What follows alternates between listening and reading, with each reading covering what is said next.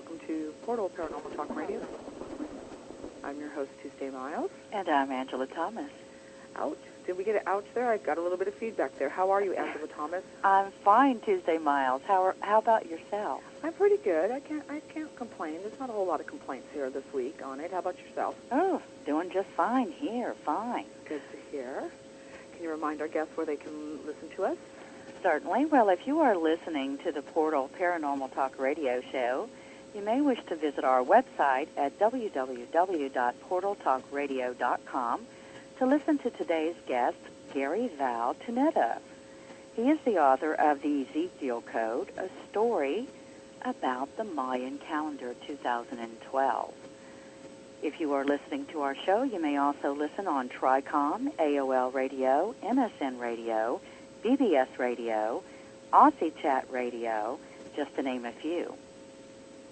Just to name a few. Mm-hmm. Now, I'm not sure. Now, he's going to kill me because he sent me an explicit email that showed me how to pronounce his last name. And it's either, now he said Lucy. See, we got to do the U like the Lucy. So it's Tenuta.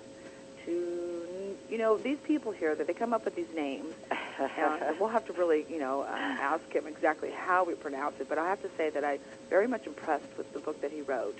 And we were a little bit off on our information last week, so we will stand corrected when he comes on, and we'll actually, let him, correct us of what we misinformed our listeners on. But in the same sense, though, the fact is that the Mayan.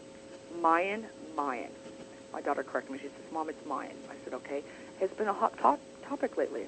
It certainly has. And, there's been a big question. Is it truly the end of the world, or is it just a new era that we're about to enter? Well, Angela, and this is for everybody. It's like questions you want to ask yourself. Let's say the fact is that we all really, truly believe that the end of the world is going to be in 2012. Let's see, that makes me, we don't have a whole lot of years left, but that's really not very long from here. And really, what is it that we would hurry up and accomplish in that time being? What would be the first thing that you really want to make sure that you did? Ooh, goodness. Well, that's a loaded question there, Tuesday. I think that, I think it's among everyone's wishes worldwide that no matter what, that they have lived their life as best as they could and to have helped others and not to die disappointed. And without no regrets. Without regrets, that's correct. Without any regrets, because, and the fact is that you got to let go of the, the cigarettes, and you got to let go of the, the beer every night that you have, and you got to let go of the poker that you play, or with the women and their crafts and their shopping. The fact is that these things are not as important to take them with you, so that way you don't have issues and you want to come back and do those things again, Well, last week's guest was Dr. Pam Heath, and according to Pam Heath and Climo, which is an international channeler, by the way, that co-wrote with the doctor, we do take our issues when we cross over. What do you think about that? Well, as a trans medium on it, and I have had spirits that have come back, and some that have, not been able to let go of some of the material things that they did here. I feel it's very sad. It's something that, they're so addicted to, whether it's the love of a person, the love of a material item, the love of an addiction. But it's sad to me that the fact is that they can't just let that go. And knowing that they're going to go on to something more, exciting and more loving, and yet they still want to keep that connection to Earth. And, and then it makes you think that, is it so boring on the other side that this is the reason why? Well, I don't think it's boring. I think it's just something, a different dimension. Definitely a different dimension. But, one of the points that Pam made last week on the show is that, it's better to resolve those issues and take care of the issues while on this earth plane before your rebirth into the new world. Oh, I agree there, and isn't that a chore in itself? Do we really want to go in and do that much work on ourselves? The fact is to resolve these things that have followed you for 10, 20 years, and that the fact is this is the year for you to finally put that behind you, write a forgiveness note, do something, put them in a bucket, write it down, put it in a bucket, and burn it. and finally let go of those things that have been following you year after year. And it's almost like having a monkey on your back or that boulder on your shoulder. It's not worth carrying it around. It's just time to really let it go. Well, I agree with you there. So Tuesday, tell us about today's guest and this whole sacred numerology. I believe Gary has explained it as crypto numerology. Yes, he did. Let me give the site out for his, because it's called it's spelled this way. It's www, of course, E is an Edward, Z zebra, EKIELCODE.com. The reason I spelled it, because sometimes it can be mispronounced. He set up a site just specifically for our show, and I was very, very impressed, Angela, with the fact of how much information is on here on it. Not only it gives of the sacred numbers, and really it actually goes to where the nine seems to be something very significant in the numbers of the Mayan calendar. And I really did. What scared me, what kind of freaked me out, is the 12. Now I have a birthday that's in the 12/12. And I kept noticing the 12/12, and then, of course, with the year that I was born was in 16, of course, adding that all up again, it was still bringing me up to that 12 number. And I thought, oh, gosh, does this have something to do with me? Does it have something to do with, the year I was born, and maybe with my gifts? Maybe this is the answer I'm looking for. So I don't know, but it was really definitely something that I want to look more into on it. But, there's I didn't know the Catholic rosaries consist of 54 beads. Kabbalah speaks of the 72 sacred names of God. It says the God, Aliyah, is to have 99 names. I mean, a lot of the names were coming up on here. Now, mind you, 5 and 4, added together is 9. The 72 is 9. The 99 names. The Buddhist prayer beads are strung in sets of 108 beads, which is 9. It goes on and on. Very interesting site here that he's got this information, excuse me, for everybody on it. The number 9 is also common across cultures as a sacred number. I have to say, I don't think I knew that on it. It has on here the creation tales of the Mayan culture, for example, include the 9 lords of time, the 9 lords of the night. This goes on, and I was really quite impressed on the information that I was given here, and also too, not knowing how, he's got the Mayan grid that's on the site, which will talk about how to, break it down. And there's also too the word key, which it states on here, shows up in it as a spelt word 9 times. So is there anybody out there that has great luck with the number 9, or is it, important to you? Let us know. Let us know what number 9 means to you. Well, certainly, and the site is worthy. That's www.ezekielcode.com. That's EZEKIELCODE.com. So there are actually 13 pages. I love that number. 13 pages of information on crypto numerology and the sacred code. So jump on to Gary's site and you will see what we will be speaking about today. And he's written the book, The Ezekiel Code. Yes. And a lot of fabulous reviews, I've got to say. When one is getting reviews such as riveting, you've got something exciting there. I'm just wondering when they're going to make it into a movie, hopefully before 2012. Yeah, really, absolutely. And this is the thing. There was a really odd story about how Gary and I met. Actually, Gary showed up on my not on my pal list, on my buddy list on AOL. Mind you, that I've never met Gary before. I've never emailed Gary before, and usually the only way to end up on my buddy list is that they would have had to send me an email, and I would have had a response to it. Then I automatically, it automatically puts it on my buddy list. But that was not the case. One evening, it just showed up, and I thought, who is that? And I actually PM'd him and said, do I know you? And no. And I go, do you know me? No. And we got to talking, and, I had been searching for somebody who I would like to bring on as a guest about this, and lo and behold, he knows a lot about this. Such synchronicity. Such synchronicity. It was kind of spooky when that, that kind of came up like that. But that's not the only thing. And you'll have to stay tuned to see more about Gary. Gary's had some UFO experiences too, some UFO craft experiences, and he has a couple other things that he's been has had some experiences with the Ouija board also. So lots of good stuff on that aspect on it. I want to also talk about a couple things before we get to our guests later on. One is that, okay, now I sent you, and I want to make sure that I pronounce this right, because I really tried to pronounce this, me and my pronunciations.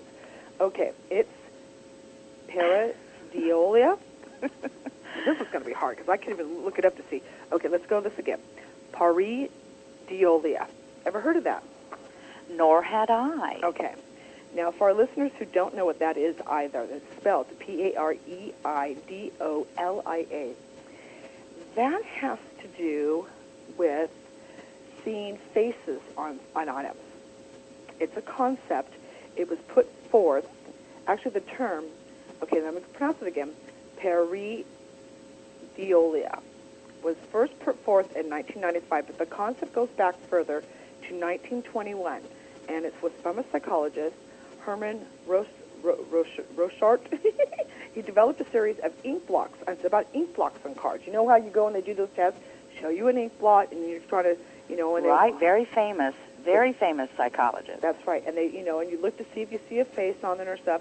Well, he observed that when showed the same series of ink blots to individual children, they noticed many shapes like animals or other figures around in nature. When he showed the now famous cards to normal, cognitive adults, many picked out human figures, arms, legs, often faces.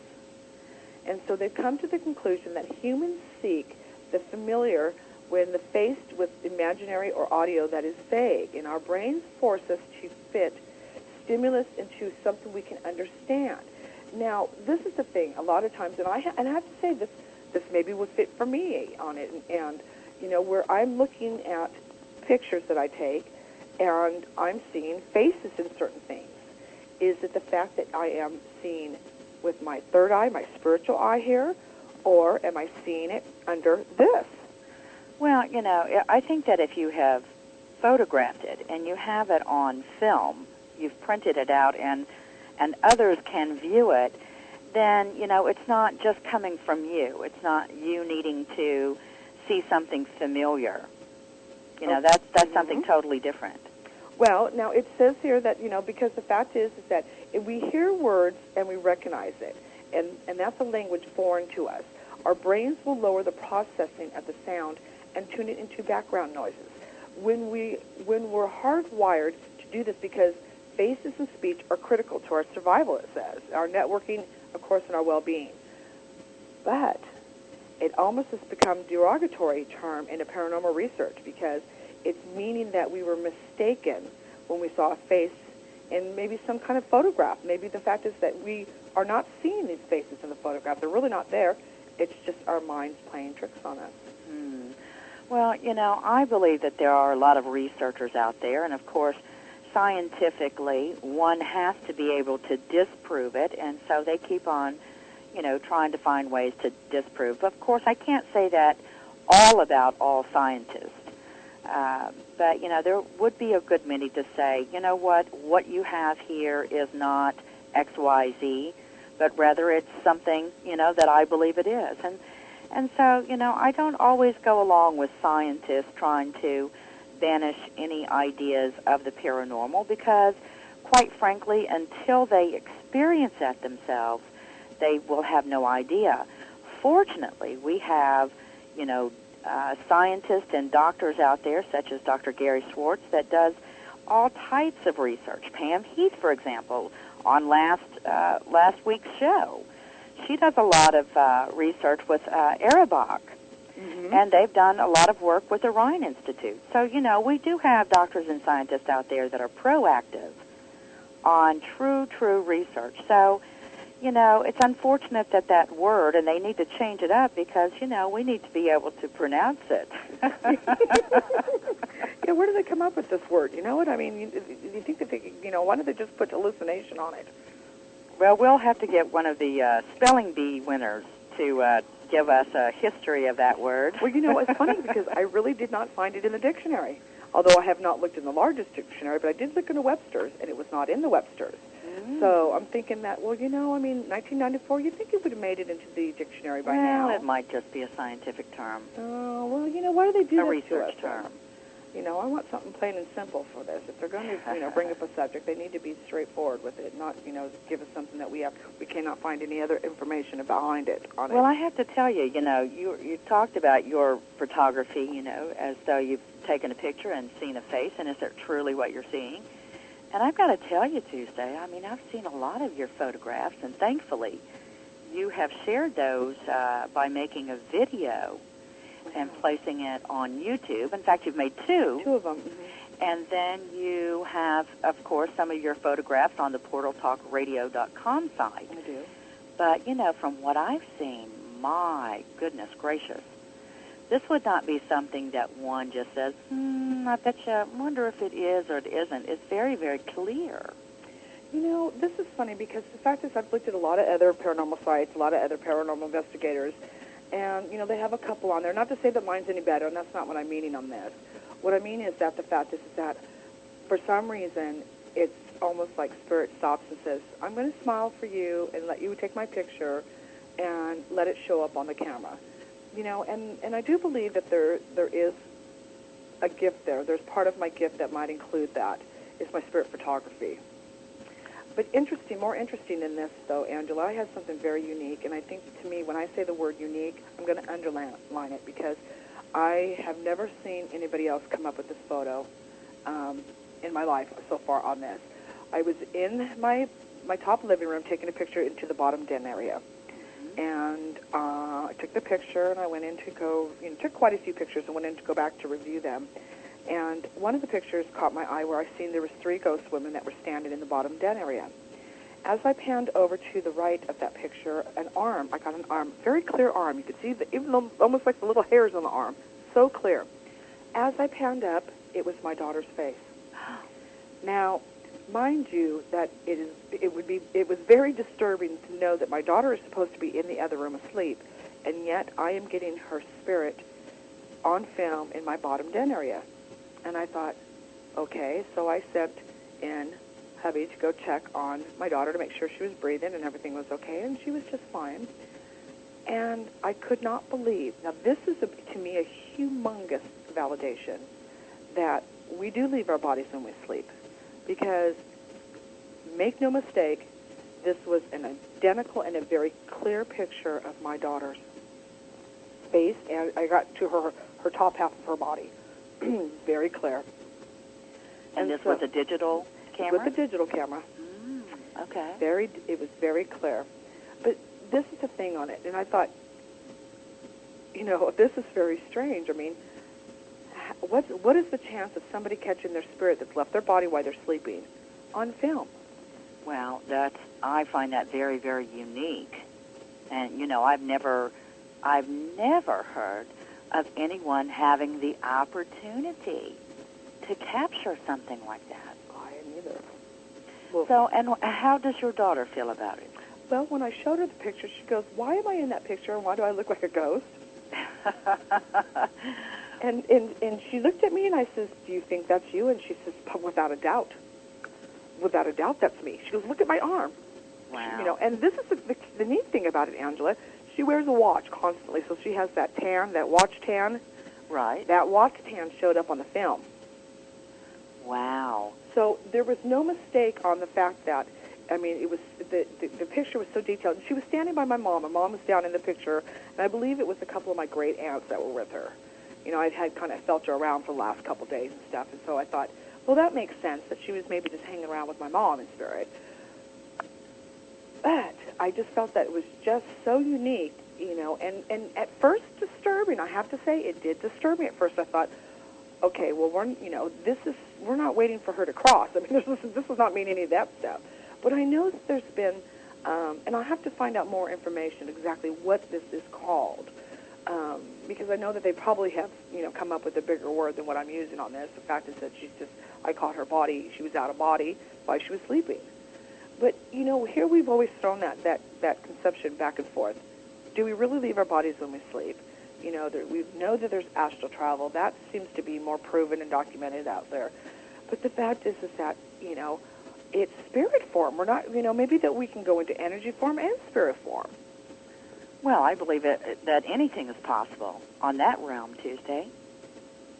Well, I know now. I mean, if there's not a doubt that I had yesterday, I don't have a doubt today about it, because all things can be possible. And it's just, you know, I mean, you know, it's amazing.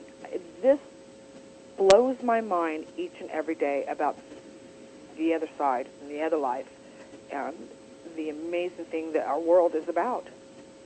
Well, you know, I've always said that we have, you know, dimensional worlds, and, you know, it's very difficult for those who have yet to experience it. But, you know, you and I and many, many others, and in fact we have a live virtual auditorium on paltalk.com, and they're participating in the conversation as well. But many here in the room have experienced, you know, paranormal things happening in their own environments. And, you know, until we, you know, or until those that are listening have gone through it, you know, I'm sure that it, you know, seems to be a bit fantastic. But dimensional worlds with spirits and activity going on all around us, it's happening all of the time. It's not just a here and there thing. It's just that we're not constantly aware of that other world, the other world being the spirit world. Right. But we are able from time to time to take a wonderful glimpse at it, whether that's through our own senses or like yourself, who has now captured that on film. Well, I'll tell you, Angela, it just, you know, I mean, I have to say that it really startled me at first with this, and I just thought, you know, is this part of my gift that they're really showing me what the possibilities are out there, so that way maybe I don't question myself or that I question that of others, that, you know, truly that each thing that they do present to me is proof. You know, we're going to take a break here in just a few minutes, just on it, but just also too, and I want to come back after break and talk about, you know, we talked about a little bit last week about these EVPs.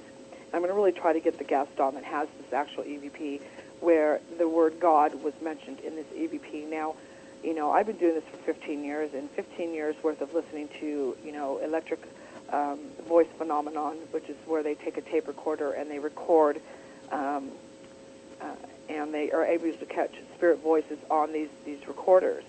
And I've heard thousands and thousands of them, Angela, and I have to say within 15 years I have never, ever heard spirit mention the word God. Well, you know, Pamela Heath was talking about that last week about right. EVPs, and several spirits caught, you know, on tape mentioning God. And so I think that's very, very important because, you know, we often sit back and we say, you know, what is it really, really like? What are the spirits experiencing?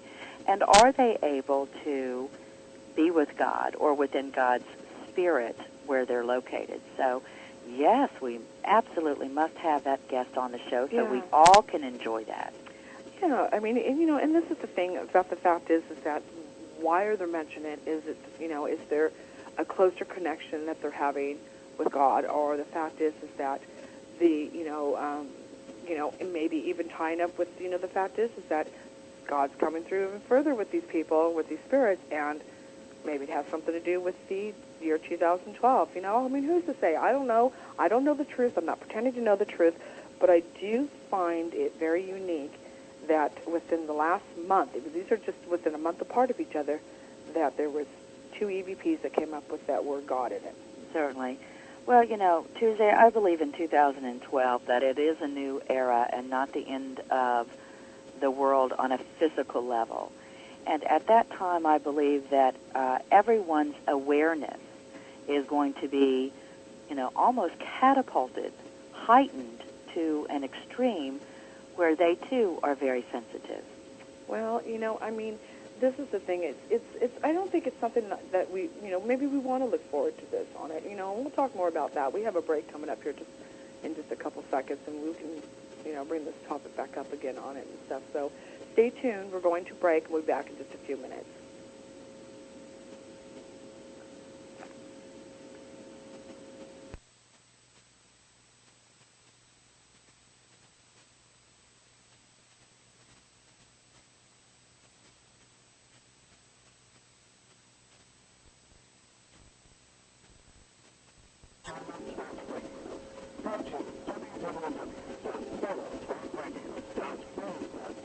Not supposed to have that on there. Well, I'll have my computer done within a day, so I'll be able to access others. And welcome back. And I'm Angela Thomas. We're still getting a little bit of feedback there when we first come back on it. How is everybody out there? Thanks for joining us again. Okay, back to where we were at. We were actually back where we were talking about the end of the EVPs, and the fact is that the God was brought up on that. So I believe that what we can do is we'll try to get that guest on the show, and that way they can share with us their EVPs that they've had. Well, Tuesday, I know that you've recorded a lot of EVPs out there, and so you have never recorded anything that said Jesus or God or any, name that God is known by? No, not really. I haven't. I had one that did tell me that they were the devil, and that was just a fear tactic that they were using with me on it. It was, in fact, the night before I'd seen them come in on the back porch, and I kind of actually, got in their face because they weren't invited to my house and they had no business coming in, and I really didn't like the feel of it in the first place. But when I actually walked up to it, and it was a male, and I said, "What do you want?" And of course, gave me a nasty reply, and I was recording this, and it did say on there for me to die, for you to die, it said, and of course, as soon as I heard that, it at first it made me mad, because I actually went back up to him and said, "Well, you think so? You better go get your brothers and sisters, it's going to take a whole lot of you for that to happen," and asked it to leave, and then the next day again, I seen it showed up again in the kitchen. It was just right in the middle of the day, actually, on it, so I grabbed the recorder again, and I asked who it was, and it said, "I am the devil," and it's funny because right after they had said that, you can hear a little snickering right after that it was just, it was trying to scare me, is what it was trying to do, and I started laughing, and I thought, well, what the heck would the devil want with me? Do you certainly run you out of town, that's for sure. Well, I even said, you know that you're in Long Beach, California. What is the devil going to want in Long Beach, California? I'm sure there are a lot of other places the devil would like to hang out with, not something here you'd want. I said, goodbye. And of course it left. The fact is, it wasn't working, whatever it was trying to do. Whatever he was trying to do was to scare me and get a good laugh out of it, and it didn't work. So he finally gave up. I'm sure he went someplace else. But, that was the thing about it, I mean, mind you that, if you don't take some of these things in a good nature where you kind of have to laugh it off, one would be running out the front door and mind you not coming back, because, they want to scare you. They want to do that. They love that type of energy that comes off your body, is that fear. Well, sure. I would say that some spirits actually do wish to intimidate, because not all spirits are on the same level. Not all spirits are bad, not all spirits are good. But for the majority of EVPs that I've listened to Tuesday, they've been very, brief in their statements. And, I mean, thus far, I personally haven't heard of any threatening spirit on tape. And thankfully, I have not come across a threatening spirit in my own work. Well, this is the thing, too, and I don't think that, they'll tell you to get out or leave me alone, or, they'll say sometimes they'll get ones that have a negative attitude. I did have one woman, it seemed like the way that she sounded was like an older woman, and I was in my living room and I was singing, and I happened to put the recorder on, and of course I didn't really want to record my voice singing, how horrible it was, but she did say, and you can clearly hear her say, "Would you please stop singing, it's horrible." Really? Yes. I had to agree. And I laughed about it, and I thought, what a nerve. If you don't like my singing, go someplace else. But it's and then I get others that will say to me, "Thank you," or "I like that." Another little girl, I had asked her it was in the garage area, This was the little girl who we had documented that actually passed on the property in the late 1800s. When I asked her if she was friends with the other spirits, and she had answered me, no, that she was not friends with the other spirits, but excuse me, let me back that up. I had asked her if she was afraid of the other spirits, and she had answered me, no, I am not afraid of the other spirits, but they're not friends with the children anyways. And then she giggles. So I wasn't really sure about what she meant on that. And you could actually hear that on the Portal website. Right, and it is on the Portal talkradio.com website. I have heard that. Yeah, and so, and I'm not understanding that. Now, actually, we were very successful within this last week to get her to finally move on. And as sad it is that, because she's been here for so long, but I am so happy to announce that we have finally gotten this little girl to move on to her place. So, congratulations. Yeah, it took forever to get trust. A lot of times they just don't trust, or the fact is they've really lost, to me, they lost their memory about where they belong, who her parents were. Although we finally found out who her parents were, maybe that was very helpful on the fact is getting her to try to remember where she came from. Remember the fact that she had these parents and she had a little brother, and that they were waiting for her and missed her just as much. So, and she had this one male spirit that seemed to cling on her.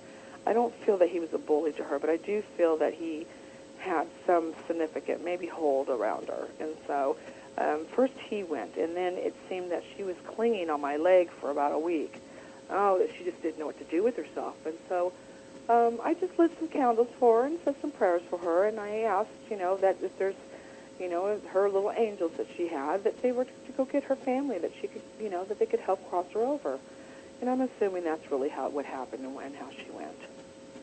So what is your belief on those spirits that are still bound here? They're between one realm and the next, this earth plane and their spiritual side. Why do you think, or what is your belief of them being stuck or deciding to stay in this area? Do you think that it's a strong emotional attachment to an individual, or do you feel that perhaps they have passed suddenly and don't know that they're dead? Well, I believe the fact is with documentation, mind you, that we did go back and look up records, that her and her brother had passed before, well, her mother did also, but before her father did. And I do believe the fact is that her father might have had his hands involved with crossing her over. Oh. There was an illness. Her mother and brother had gone first from this illness. And we do believe that the fact is that because of not having doctors in that era, or far and few between of any type of doctors that actually could do anything about this, that she came down with this illness too. And there was a strain because she was really afraid of water. For some reason, she did not like water. She did not like it when I would put up a pool during the summertime. She was very protective out there about this pool. And so that maybe his hands were involved with her drowning in this. But we do feel the fact that there was an illness involved with her also. We don't feel that he did this as a cruel thing, but as helping her through this so that she didn't have to suffer through the illness on it. But she seems to cling around waiting for her father, but never acknowledging her mother. It wasn't the fact that she was calling for her mother. She more or less called for her daddy than she did her mom. Very, very interesting. Well, Tuesday, you being a psychic medium and all, I believe that a lot of psychic mediums out there do not establish any sort of relationship with spirits. And I'm not talking about the spirits that come to them and deliver messages for a loved one or a friend. I'm talking about psychic mediums that have activity of a lot of spirits, such as your own environment. But you seem to have, developed a relationship with this little girl, and I'm sure as many spirits as you've had, especially your Elizabeth there at your house, that you've developed these relationships and held them for quite a while. Do you feel that perhaps your relationship or your ability to communicate with them is a reason why they do not want to move on? That's a good question there, Angela. The main thing is that for our goal and our wish for them is to move on, going through their transition, go through what they need to do with it, and enjoy what they need to do on the other side. Be reunited with those loved ones that they have, that had gone before them and stuff. It really isn't healthy for you to have any type of spirits in your house for a length of time. It really isn't. It could be derogatory to your health. Has that been proven? I think there's enough proof out there that shows the fact is that having too many spirits around you constantly is just not healthy. But also in itself, when you say relationship, first of all, the fact is that they don't trust you. They're not going to trust anybody around you. So, they're here for whatever. Like the child was very much afraid. I think the fact is that maybe she didn't recognize anybody when she crossed over. I know that nobody. They have said nobody crosses over by themselves. But I don't feel the fact is that whether she recognized anybody that was there for her, and the ties that she didn't want to leave her father here by himself. And I understood that. But also in its sense, too, her father had already crossed and moved on. Right. But see, she wasn't there to greet him. See, she wasn't in that place. She wasn't in that transition. She wasn't in that place on the other side where when he did cross over, you'd think that they would know that. Well, not so much. Not so much. That might not be true. Because the fact is, it's almost like it's a different level that they're on. Certainly. And so she kind of missed it. He went ahead and crossed, and she stayed here, not knowing that, as time goes on, remember, they don't have so much of a time zone there as we do. So not understanding the difference, and you think that, well, everything changing, they don't recognize anything. Toys are different, and clothes are different. They would recognize it, but it seems to me they're almost like they're stuck in that time warp, where things that their memories recognizing things that almost look the same as what it did when they were alive versus, in the year 2007. Right. Well, I believe that spirits do have different experiences. Some very much aware of where they are and very much aware of what's going on with, let's say their loved ones or their friends. Because, oftentimes messages have been delivered, and those messages have, acknowledged, a specific circumstance, a wedding, for example. Mm-hmm. And so, and I don't believe that it's their desire to hang around and be aware. And I have to tell you that I don't find all spirits all-knowing, nor do I find all spirits constantly 24/7 being around their loved one. But I do find it's very important that some of them are willing to communicate with their loved ones and let them know that, hey, I am here, and let me suggest this to you or that to you, or here's just a special message from, mother or friend, or, giving some kind of personal information that would be only perhaps privy between the two of them. Yeah, I agree with that, Angela. And the fact is, too, is that I wasn't encouraging her to stay, and I would not sit down and try to gain her trust by having lengthy conversations with her. It was still the same subject that I would bring up to her. Sweetie, you need to go with your family's at. You need to go ahead and let go of what was here once and go on where you really need to be at this point right now, and encourage her constantly with that. And and I also said to my daughter, because she would hang out more in my daughter's room, and I would say to her, I don't want you to engage in conversation with her. She's not your playmate. She's not your friend. She is a spirit that is troubled. We're going to call her troubled in a way because she's not letting go of what she needs to. And I don't want you to encourage her. I don't want you to put out toys for her. I don't want you to do all this stuff. We did it first in the beginning, and I kind of really sorry about doing that because even though how compassionate I am as a child, any parent that loses a child wants to feel that that child is instantly being taken care of. My God, I couldn't live if I thought my child was wandering around by themselves. Certainly, and I think that all parents out there feel the same way. And it's saddened, but the fact is still, too, by encouraging her, making friends with her and doing all this stuff with her, there's a line that we have to really draw there on that. And all I can do is just keep counseling her, encouraging her that this is where she needs to go. It took about 3 years, really, for me to get her to finally move on, and she could have been even here longer than that. on it. We just started, how we found her out that she was here, is kept hearing her giggle throughout the house. We'd go in certain places in the house and she would hear her giggle, and I thought, what was that? You know, you know? And then when my other family members were hearing, I hear giggling. And I thought, okay, well, there's got to be a little girl around here somewhere. Wow. And then we caught her on film, very clear picture of her on film, and then was able to compare down at the Long Beach Museum. We went to the museum that has a lot of the records, and they had a picture of her and her family. Isn't that wonderful? So that's what we knew who she was. We knew her name. But again, still in trying to not become or befriend her, but to encourage her to continuously to move on. Well, Tuesday, now let me ask you, and I know Gary's going to be joining us here in a few minutes, and we'll be able to talk about the Ezekiel Code. But, you know, Gary is providing information on sacred numerology, and I was thinking as I was glancing over that particular numerology and how it's all put together, do you ever get messages that are in symbols or numbers, or do you find yourself, I know I find myself, you know, passing by a house or seeing a particular number, and I'm already trying to interpret that number. Do you experience that as well? I do, but you know what? I don't think enough to where I can say that I have a lot of documentations of it.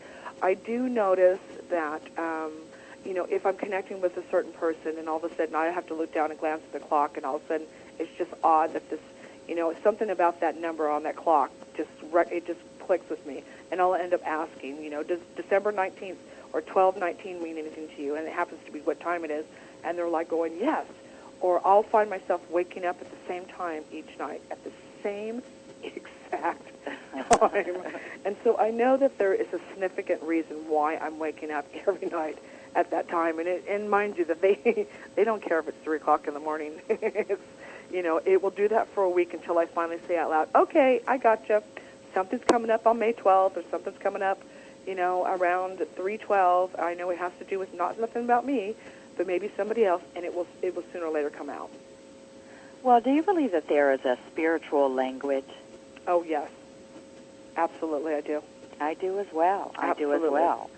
And for those of you that are listening and have joined our live virtual auditorium, feel free to type in, have you all experienced any sort of symbology or spiritual language, anything unique such as that? Whether it's crypto-numerology or any kind of sacred numbers or sacred language. Would love to hear from you on that. Yeah, and one of the virtual auditorium guests, Bowles, says, give her cookies. Well, you know, here's the thing on that, Bowles. I really believe the fact is, as long as they keep their memory, they can visualize anything that they really want to. You know, for instance, if they wanted to visualize, she wanted to visualize her dollhouse and play with it, I really believe that she could visualize her dollhouse. They have that memory. And I believe the fact is that they, as long as they keep that memory. Now, mind you, I don't know if there's a difference between what we, you know, it's just a word, earthbound. Mind you that it's supposed to be nothing, but it's just the difference between like an earthbound. How long they keep that memory, you know, because here it is. We get visitations for what, great-great-great-great-grandmothers who come back in readings and then remind us all about certain things that they had done in life that we can validate, or somebody else has told a story about them. They still remember that. They bring in those memories. So I think it's very interesting that when we return to energy, that our cell memory, remember we spoke about that last week too a little bit, it still stays intact on that. But it's different from those who doesn't seem to want to move on, who has completed that transition, who has gone through that full healing on the other side, that it seems that they don't have that complete cell memory as what they would normally do if they had followed through with it. Well, they just have yet to progress or Absolutely. yet to accept. As soon as they accept where they're at, then they can, you know, the progression can begin.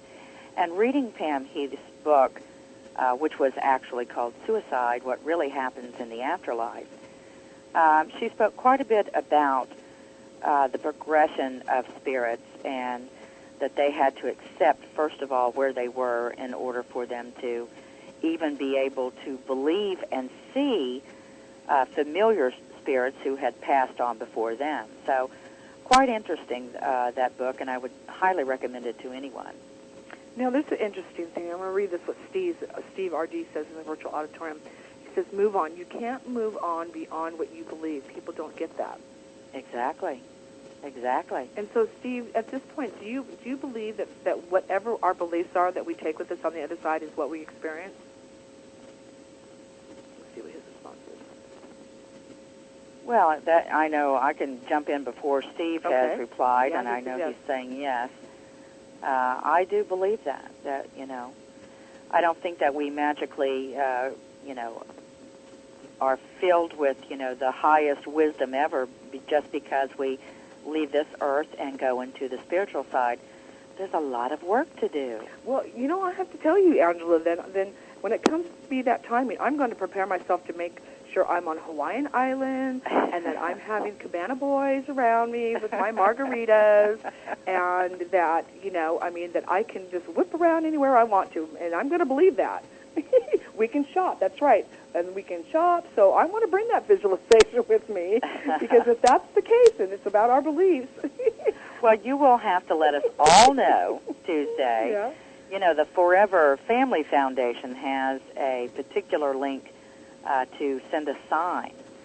And so you can go onto that website from that link and type in what sign that you would like to leave their loved ones, and that will stay sealed until one's passing. And then if anybody, experiences what they believe is a sign from those who have passed, then they can contact them and they will reveal, they say, tell me what you've experienced, and if it is, then they'll reveal that it certainly was, let's say, Aunt Jenny's sign back to the loved one. Right. So perhaps you should do that, and I should do that, and encourage our family and our friends to do that so that we would have some sort of validation. Well, though, there's a good point in here. Rusty says, what if you don't believe either way? And that's a good point because even though in my younger years of me being brought up in my Lutheran Christian religion with my parents taking me to Sunday school and what I've learned, there's still in the back of my mind thinking that if I don't believe in God, don't believe in Jesus Christ, if I don't do everything, mind you, what the Bible says, I will go to hell. I will not be allowed in God's kingdom. So there's still, even though maybe my beliefs have changed a little bit on this, a lot of bit on this, but still there is in the back of my mind thinking, what if that's right? And what? Then what? Because I don't want to be in that. I don't want to go to the bad place. I really made it. I'm a good person. I've done enough good, I feel, and I'm still continuing to do good. Does that going to matter? So there's that that almost, is that a scare tactic? Is it something that scares us into being, afraid at that point that if I don't, then I'm going to go do this? Well, I think it's well, I won't express my beliefs, but I am a Christian and Catholic at that, and so I do fall very much on the traditional beliefs in Scripture. Mm-hmm. However, I also take with it what I've experienced on my side of the fence, especially with the work that you and I both do.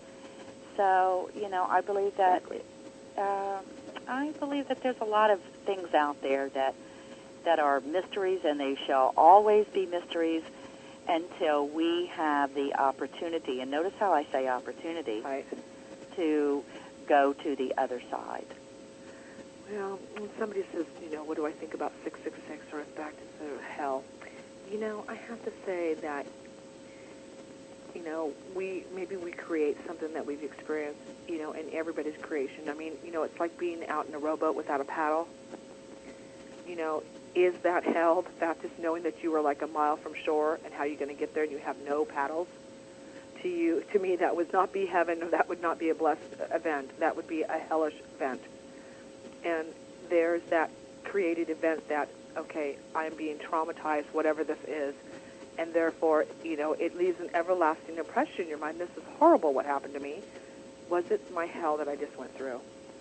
I have to tell you quite honestly, I don't believe in that concept. Is it upsetting and frustrating and fearful? Absolutely. Is it hell? No. But that's for another show. Well, that is for another show. We won't go up to the big, the highest possibility of all the religious aspects of this stuff on it. But in the same sense, food for thought. And I think the fact is that there is merit to it. And one good thing about it, though, before we go to break, though, is that, it's not a bad thing to continue to be a good person. It's not hard to be a good person. And, if it gets you through those gates, I don't think that it's something that you have to do just to get through those gates. You do it because it's the right thing to do. Certainly. I agree with you there. Well, we are looking forward to having Gary on the show to talk about the Ezekiel Code. And so if you would like to share in some of the material in which he's provided for our show today, feel free to go to www.ezekielcode.com. That's EZEKIEL code, all one word, .com. And we're out to break. Right back.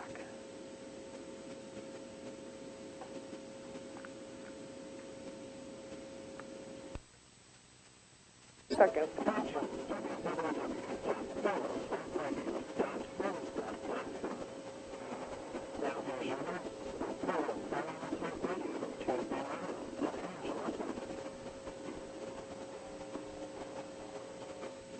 And welcome back. I'm your host, Tuesday Miles. And I'm Angela Thomas. And we have our guest on the other line, don't we, Angela? We absolutely do. It's Gary Tenuta. It's Gary Tenuta. Welcome, I'm here. Gary. Yes. Thank you for joining us. Thanks for having me. I am really glad to hear your voice after you and I IMing each other and email each other. And I was telling our listeners earlier about how odd it was that you showed up on my buddy list, and neither one of us had known each other or No. heard of each other. And How that happened, we will never know. I don't never know on that, but I'm really glad that you actually responded to my instant message to you, because when I said, do I know you? No. And I thought that was great on it. And this is where we also talked about synchronicity, about certain things that come up with our lives and events, and this is one of them. It sure is, yeah. I've had a lot of synchronistic experiences in my life, too. It's one of those odd things. I think people who are tuned into the whole idea of synchronicity tend to pay more attention to those things when they happen. I suspect they happen to a lot of people, but they just sort of, they don't recognize it when it happens. Exactly. And then when they do finally start recognizing it, they're not sure what to think about it. And is this an angelic, divine message that is trying to bop me upside the head that says, hey, you got to stop and listen to this because we're trying to get your attention. Mm-hmm. And for the benefits of both sides on the synchronicity, I think, on it. And so, and not to know the fact is I had been looking for somebody who is knowledgeable about the Mayan calendar, the Mayan dates. This is a very hot topic that's out there. And here you come, and you've written a book. Right, the Ezekiel Code. Now, how did you come up with this name? About 10 years ago, I was sitting in a Denny's restaurant late one night with my lady friend Julie, and I think we had just come back from seeing some kind of a sci-fi movie, as I recall, and I was thinking about the Book of Ezekiel. Are you familiar with the Book of Ezekiel in the Bible? Yes. For those who may not be familiar with it, the first part of the book, Ezekiel describes something that comes down out of the sky that he has an encounter with, and the descriptions, and it's he's very descriptive in his writing. The descriptions, seen through modern eyes, tend to be describing something mechanical, although he refers to it as something spiritual. He believes it's a kind of representation of the Spirit of God, so to speak, that has come down and visited him. But the descriptions turned out to be relatively similar to something that a NASA engineer had been working on. I believe it was in the late 70s, early 80s, regarding, I think it was the the lunar lander. Anyway, I was thinking about all of this, and I thought, well, you know, there's always this talk about ETs in the Bible. A lot of biblical passages could be interpreted as visitations by extraterrestrials. And one thing led to another, and I was sitting there thinking, you know, somebody should make a movie out of this. And then I started thinking, well, I'll never do it. I can't make a movie. And then I thought, wait a minute, I could write a novel. And one thing led to another, and it ended up with the Ezekiel Code. Wow. And the I guess you would call it the vehicle that drives the story from the beginning to the end is the alphanumerics. So tell us a little bit about that alphanumerics.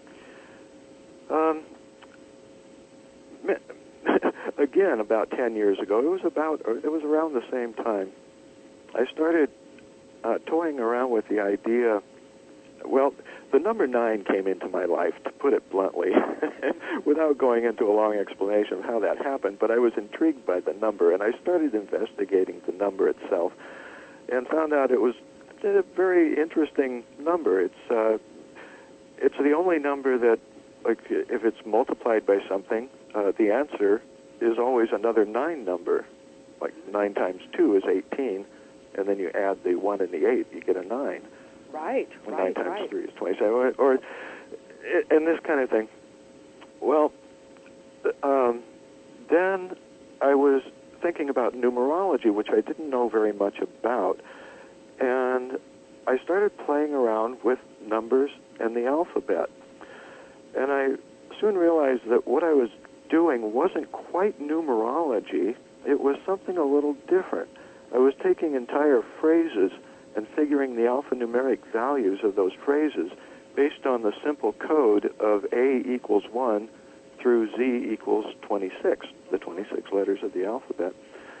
And I was coming up with alphanumeric values of a lot of phrases that when the value, the numbers in the value, will say 144, were added up, it was a 9 number.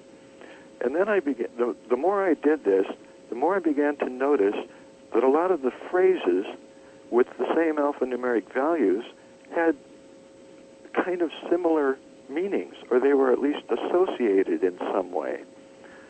And then I began to wonder, could this possibly be that the English alphabet is somehow encoded in such a way that it could reveal associations or connections between certain words and phrases that otherwise might go unnoticed? And I finally decided, yeah, I think that's the case, as strange as it may seem.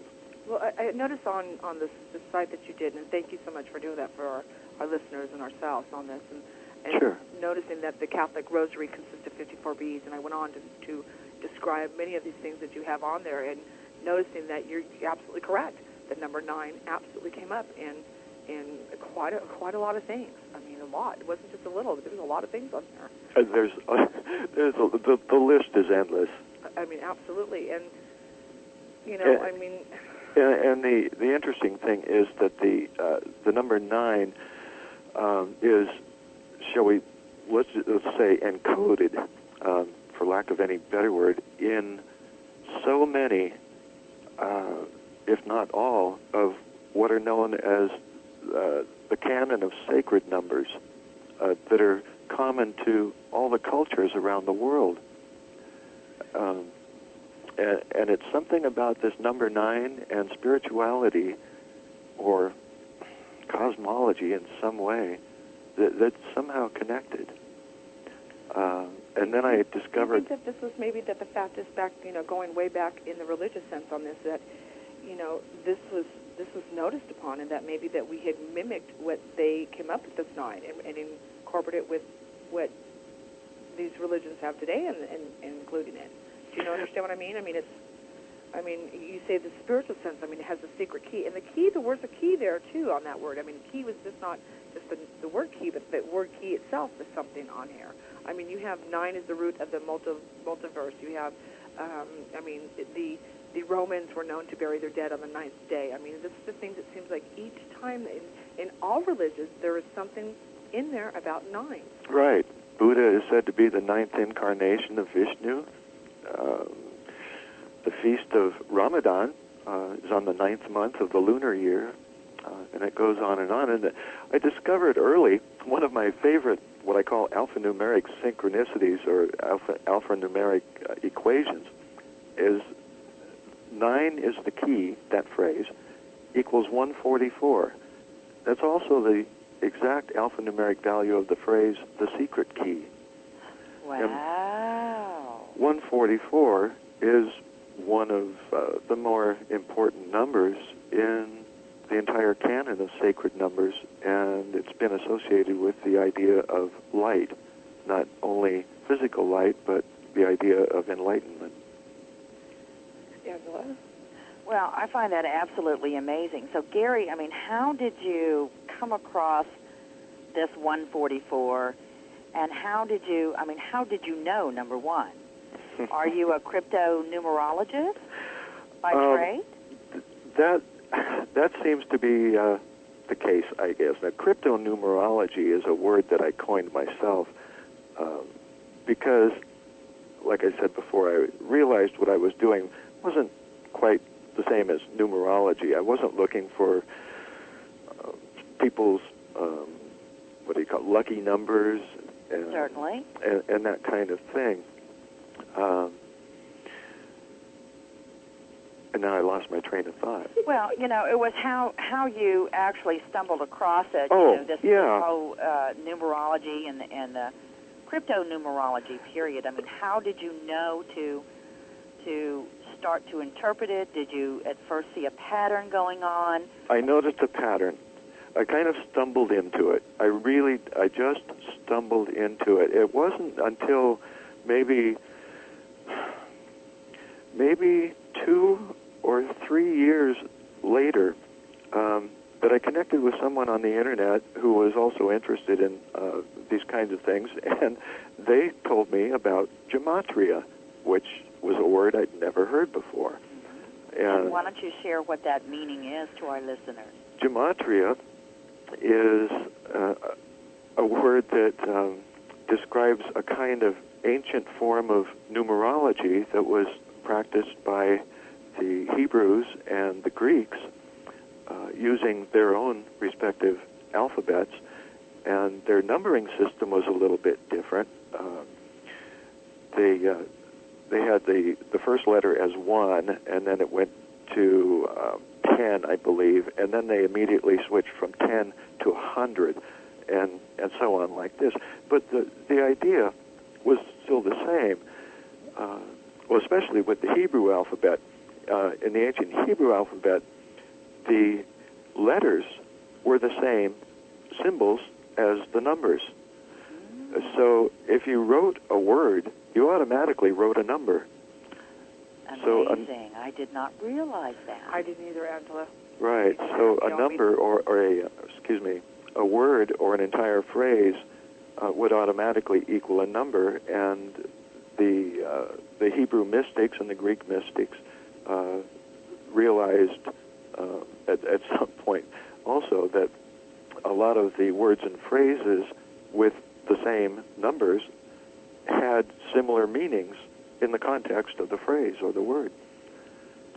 So take us, Gary, to the gist of the Ezekiel Code. I know that you've written a story based on the theme of the Mayan calendar 2012, but also now you do include the sacred geometry or the sacred coding in which you have stumbled across. Give us a highlight of what the Ezekiel Code is all about. Okay. Well, since it's a novel, I don't want to. I don't want to give away too much, and I don't want to spoil it for people who haven't read it yet, because part of the fun of reading it is seeing how all of these remarkable things fit together. Right. But basically what happens is there is a fellow named Zeke Banyan. He's the lead character in the story. He runs a homeless shelter. He needs a little help. Just so happens that at a nearby community college, there's a young widow who needs a little extra money and could use a part-time job. Turns out that she finds a notice posted at the college where Zeke Banyan has posted the request for someone to come help him, and he has a part-time job available at the homeless shelter. Mm-hmm. So they get together, and he's not a very neat kind of guy, and his little tiny office is a mess. It's full of clutter, including his desk, which he hasn't seen the top of for a long time. And one of her first jobs is to completely refurbish his office and clean off that desk. When they get to the bottom of the stuff that was on the desk, he notices a desk pad calendar, and someone, presumably the former director of the homeless shelter, has written a lot of words and phrases with numbers. He doesn't know exactly what that means, but when Angela arrives the next day, she says it looks like numerology. One thing leads to another, and suddenly Banyan is noticing that he's having a kind of strange phenomenon happen to him where he's beginning to see words and phrases with the numbers attached to them. He calls them downloads. He doesn't know exactly how this is happening, but he's not too happy about it, although he is intrigued. Again, one thing leads to another, and they discover a book. In the book, it tells about a lost scroll written by Ezekiel. Now, I made up the idea of the lost scroll, but the lost scroll turns out to be the key to Zeke Banyan figuring out another strange thing that's happening to him, which is a dream of something under the water. He doesn't know what it is, but it turns out that the thing under the water is connected to 2012. Oh, my. And this thing needs to be brought up from the bottom of the Antarctic Ocean, and it needs to be activated. And if it's not, something else is going to occur prior to 2012, which will prevent 2012 from happening because the entire human population will be wiped out. So now, is this an adventure, or is this a metaphysical novel that you have written here, or how would you describe your Ezekiel Code? It's all of that. All of that. It's a mystery, adventure, paranormal, with a touch of romance, and it's very factual based. I did a lot of research. There's so many things packed into that book. It's almost everything I've learned over the past 20 years put into a novel, a fictional tale with a factual background.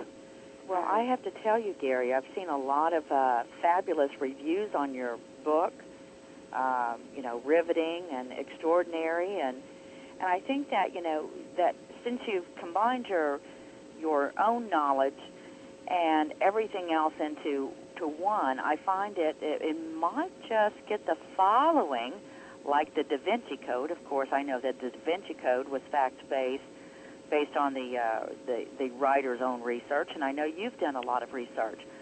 And speaking of research, Gary, you had talked about a relationship between the Earth, the Moon, and the Great Pyramid. Oh, yeah, that's very interesting. I only discovered that recently. I vaguely had recalled hearing about it before, but I was reading an article in a magazine recently where the author of another book, unfortunately I can't remember, I think it was called The Crop Circle at Crooked Soli. It was about a crop circle that appeared, I think, in 2002. And it turned out that this crop circle, which was basically just a circle, and inside the circle was a circular rendition, you might say, of the double helix of DNA. Right, right. And the author of this book went to extraordinary means to figure out the basic blueprint geometry that was required in order to create this design of this crop circle. And it was mind-boggling. The geometry was very, very complex. And it turned out that the numbers incorporated in this crop circle design were related to what you just mentioned, the relationship of the size of the Earth to the Moon and the Great Pyramid in terms of diameters, radius, and that sort of thing. So now, let me ask you, Gary, did you not say something about this particular symbol in the crop circle, on your website, that this particular symbol also gives latitude and longitude to a particular place? Oh, Bethlehem. Bethlehem. Now that is very interesting. Yeah. Yeah, that's very interesting. Like it says on that webpage, the Greek gematria, or alphanumeric value, for the phrase Lord Jesus Christ is 3168. The perimeter, well, if people can see the graphic that I have up on that page, I've created a square that fits directly over the circumference of the Earth. It's all scaled down, of course. The perimeter of that square is 31,680. So the only difference there is the zero. Certainly. Wow. I'm also reading, too, that you had an experience, Gary, with a UFO craft. Oh, yeah, I sure did. Now, can you tell us a little bit what you witnessed? It was one of those huge black triangular crafts that have been reported by a lot of people, probably hundreds, over the last, 10 years, maybe. Okay. It was flying. It was at night. I was taking a road northbound here in the Seattle area, which took me right next to the big Boeing aircraft plant. And I noticed in the sky three red lights that were coming from the east to the west, perpendicular to the north-south direction that I was traveling. And they caught my eye because they captured my attention because they weren't blinking. It took me a couple of minutes to figure out why it was they had captured my attention, and I figured out that's what it was. And I realized that standard aircraft all have blinking lights, not just three steady red lights or even just one. And at first I thought it was three different aircraft, each with one red light. But as it got closer, I realized that the three lights were all part of one object. And pretty soon, and it was going really slow, and I kept looking at it, so I was so intrigued, I pulled the car off to the side of the road, and I looked up, and by this time, it was directly above me, only about 150 feet, I would guess, and I tried to imagine the size of the thing, and the only thing I could think of was that if I was sitting in the the nosebleed section of the Kingdome, the stadium here, looking down at the football field, Wow. that was a relative size, so I'm thinking that the thing is about 300 feet long. Pretty big. And it was traveling about maybe 5 to 10 miles an hour, and it was completely silent. And there was a high gray cloud cover that night, and the lights of the city in the distance kind of lit up the sky, so I could just see this huge black triangle against that gray background. And it just kind of cruised nonchalantly right over the Boeing facility and off into the darkness in the west. That was very the end of it. interesting, because I seen something just like that about a week and a half ago. A week and a half ago? Mm-hmm. Where? I live in Long Beach, and so it was over here close to me. And I was just reading that you've actually had spent some time in Long Beach also. I sure did. Boy, this is just getting better and better. I cannot believe this. I'm sitting here and I'm reading your story that you wrote in regarding the Ouija called E.T. Do you copy? Now, let me ask you something. You know, being that you've seen this UFO, does that make you a firm believer in extraterrestrials also? Well, in terms of this particular UFO, I'm not entirely convinced that it's an ET craft. Yeah, it may be. I just don't know. It could be. It could be some kind of a secret black project government craft. Okay. It also appears in the Ezekiel Code. Okay. Well, because we also here in Long Beach have a Boeing plant too.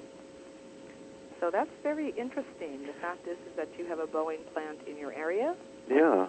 And we have a Boeing plant in my area also. Well, there's an interesting little addendum to that story. A week after I saw it, I was telling my ex-wife, we were good friends, and I was telling her about it. She, at the time, was a cocktail waitress, and she had then and still has absolutely no interest in UFOs or anything like that. But when I told her about it, she told me that just recently there was a fellow in the club where she was working who was not a regular there, so she didn't know his name. But for some reason, he had started up a conversation with her, and he was an employee at Boeing, and he told her, just kind of out of the blue, that Boeing was working on a secret aircraft in an underground facility, and that it was triangular in shape and had something to do with anti-gravity. Wow. Now, she had no interest in such things and didn't follow up on the conversation, and I don't know who that fellow was, but that's... Oh, and then, to top that off, wasn't it? It was just maybe a year or two ago when an AP story came out in the papers saying that Boeing was working on anti-gravity propulsion. And then about a week later, they denied it. Absolutely. It sounded like it was a media leak, huh? That's the way it would seem. So I don't know, but as to your question about do I believe in ETs, I kind of think that's, like it says in the movie Contact, it's an awfully big waste of space if there isn't somebody else out there. Exactly. Absolutely. That's a good attitude to put towards it, too, on it, But that is, that I found that very interesting. The fact is that we, I know what I witnessed. It wasn't only about a week and a half ago, and it was hovering over a junior high school, the athletic field. I mean, this athletic field is huge. But what caught my eye is because it moved sideways at first. Twice it did. Oh. And then I noticed the lights, and I kept looking at it. Well, mind you that, I've been known to say the fact is that I don't have a lot of courage when it comes to ET stuff, and anytime that I'm even suspicious that one's around me or a craft is near me, I'm running. I understand. So I wasn't sure if I was going to slow down long enough to even say that I had witnessed this thing, but I did. This time I did, and with a little help of some of my friends who have walked me through this by saying, no need to be afraid, okay, well, if you say so. I sat there and watched, but what you described is exactly what I saw. Well, that's really interesting. That was 2 weeks ago? That was 2 weeks ago. Less than 2 weeks ago. And see, the funny thing about this is, if it's one of ours, and if it's such a big secret, why are they flying it over highly populated metropolitan areas where anybody can see it? So I don't know. I suppose the secret is still kept because if you tell anybody about it, they're not going to believe you anyway. Yeah, that's true. Angela? Well, Gary, I wanted to ask you about, with all of the research that you have done to be able to write the novel, The Ezekiel Code, and you now speaking about ETs, and of course we've talked a little bit about the Mayan calendar and it ending in 2012. Yeah. Do you feel, or do you believe through your research that we are going into a whole new era? Do you think that there will be some sort of contact from extraterrestrial beings out there to us? Exactly what is your idea of what may be happening in 2012? Well, do you remember back in 1987, there was something called the harmonic convergence? I've heard a little bit about it, but I couldn't tell you what it is. Well, there was a researcher by the name of Jose Arguelles, and he wrote a book called The Mayan Factor, which was all about 2012. And his book and some of his other writings are what pretty much brought the idea of the Mayan calendar into our public consciousness. That's kind of what started it all. And the harmonic convergence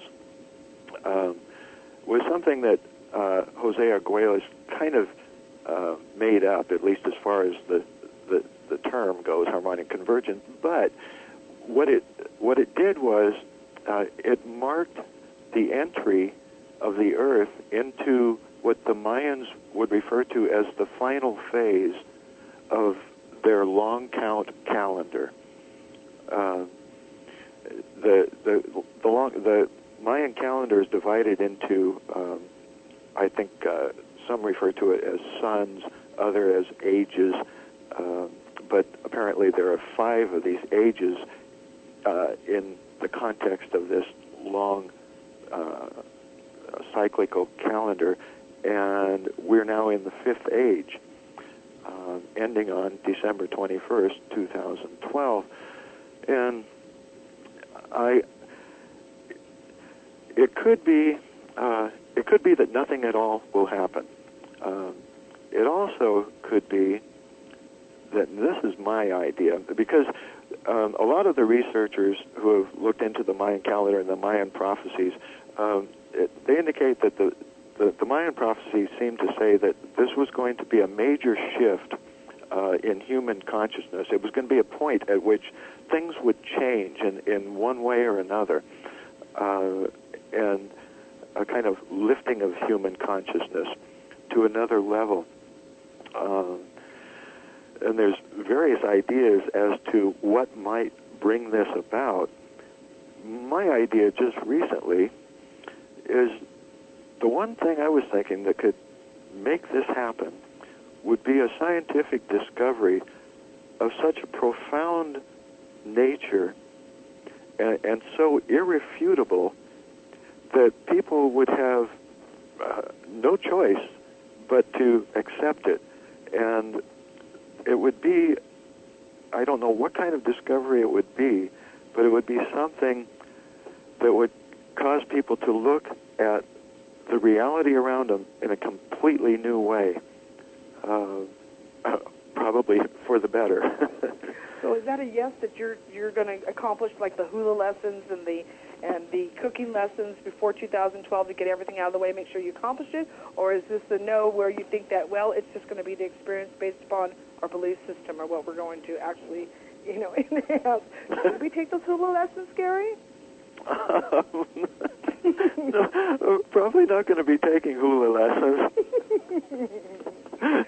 Well, also too, because we have we've got about 15 minutes left, and I also want to talk about the Ouija board. Oh. And you've written a very interesting article about the Ouija board, and actually, we'll post that on Portal. That way, people will have a chance to go back and read it. Yeah. Part 5 or 6.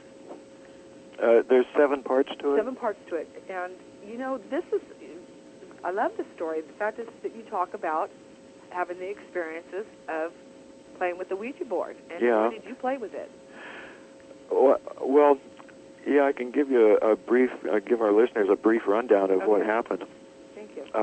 We were just playing around with it. This was back in the late 60s. I'm dating myself now. 1967. And it was in Long Beach, by the way. Yes, in Long Beach. and it was working. It was there was me and my wife at the time, long since divorced, and my best friend at the time, whose name was Tom. So there were 3 of us. And what was coming out of the board was pretty much the kind of thing that you read about in most Ouija board stories, where the thing actually seems to be working, where it seems to be, it comes across as communication with people who have died, communication with spirits, and that sort of thing. And it was interesting. It was kind of fun. As 2 of us were working the board, a third one would be writing down the letters that were coming out so that we would have a record of what was being said by the board and this kind of sort of thing. Then at one point, and it was all quite nice. we were having a good time. We did this for several nights. One night, everything kind of changed. We were sitting at a table with a glass-encased candle, and suddenly the board spelled out, "Hell is my palace. I am at your door. Let me in." Really? And so I said, "Okay, I'll take it up on that." And like an idiot, I guess, I went over to the door and opened it up and closed it again, came back over to the table, we put our hands back on the board, and as soon as we touched the board, the glass-encased candle burst. It was sitting right next to us. And then we were told that there was going to be a battle between the forces of good and evil in our apartment there, and that we should pick up our little Cocker Spaniel puppy and get the heck out of there. And did you? And so we did. Which in retrospect seems silly, but it was one of the things where you had to be there because it was pretty darn scary. It just amazes me that they still sell these boards in a toy store. Yeah. Well, it's not just the board. Actually, I had, with some other people, made a board. So, I mean, you can make your own. Well, actually, Ouija boards, when they came out in the 60s in the United States, they were available, I believe, through Parker Brothers. Right. However, in the 70s, they did a disappearing act, and it was not until the 80s before they were brought back. Oh, that's right. I didn't know that. Mm-hmm. Interesting. And so, was that the last time that you've ever used one? Well, I didn't think so. No, we did use it a little bit afterwards, but I haven't used one for many years.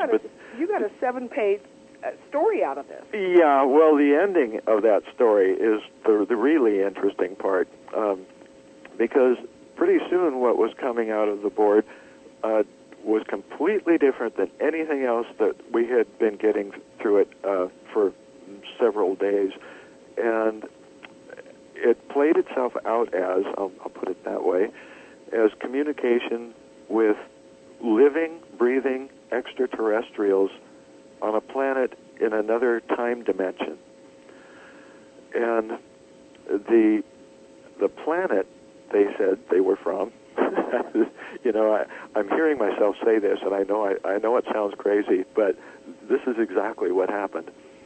The planet was called Grek, Grek, and every time it spelled out the letters, then the little planchette that you put your fingers on that moves across the board would kind of stop and turn real slowly and go down to the 5 at the bottom of the board where the numbers are. And their planet was Grek 5, and they called it that because it was the 5th planet from the sun in their solar system. Now, there's a prologue to all of this. A few months before all of this happened is when I met my friend Tom, who was doing this with us, and we had an interesting relationship. Even though we had just met, we felt like we had known each other for ages. And in one of our first conversations, he told me about a dream that he had that was unlike any dream he'd ever had before, in that it didn't seem like a dream, it seemed like it was real. And in the dream, he was shooting at dark-skinned people that were riding by on horseback, and then someone yelled, "Look out, the somethings are coming," but he couldn't remember what the word was. And he started running in the dream and tripped and fell on some sharp, jagged rocks, one of which pierced his shoulders, and he blanked out. And now he's blanked out within his dream. He's unconscious within the dream, if you can wrap your mind around that.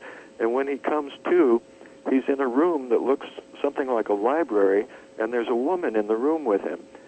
And he thinks he died. And he said to her, "Do dead people from Earth often come here?" And she said something, I can't remember. She said yes, or sort of, or something like that. And he found out that her name was Randessa.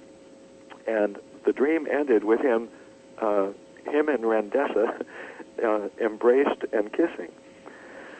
Well, now back to our Ouija board experience.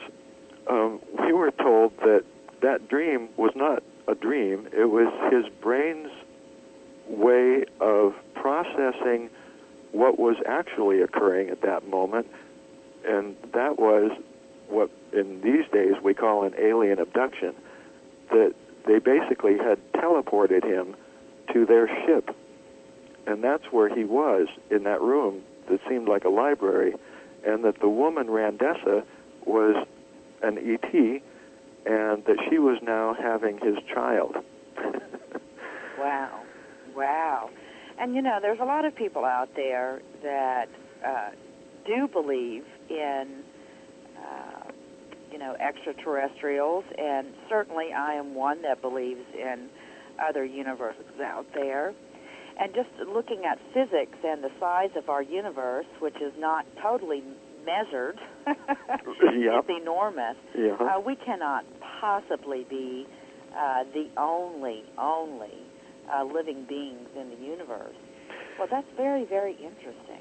Yeah, and that sort of gets back to our Mayan calendar in 2012, because the Mayans, as well as almost every other culture on the earth, in their mythologies of their creation stories, they talk about the beings that came from elsewhere and taught them the various things they needed to know to create society, the writing and the arts and that sort of thing.